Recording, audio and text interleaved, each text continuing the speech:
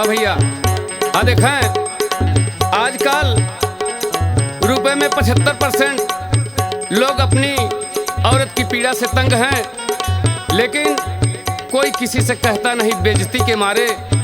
कितना भी महान आदमी हो लेकिन घर में जाके अपनी औरत के आगे दुबक जाता है। लेकिन उसी पर हम 2-4 लाइन की गीत लिखे हैं, लेकिन देखिए कैसे। कैसे भैया?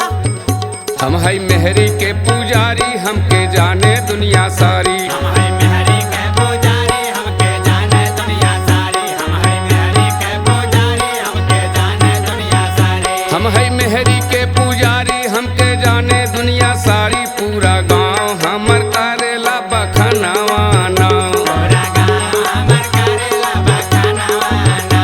पूरा गांव हमर करेला बखनवाना। हे बखनवाना हो बखनवाना, हे बखनवाना हो बखनवाना। पूरा गांव हमर करेला बखनवाना। पूरा गांव हमर करेला बखनवाना। पूरा गांव हमर करेला बखनवाना।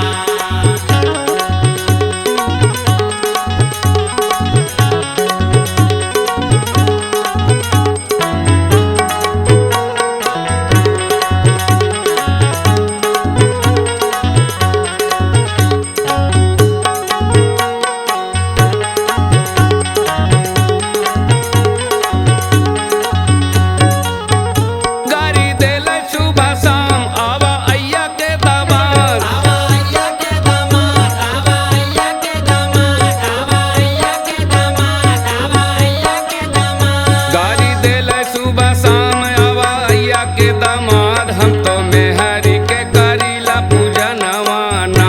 पूरा गांव हमर करेला बखनवाना। पूरा गांव हमर करेला बखनवाना।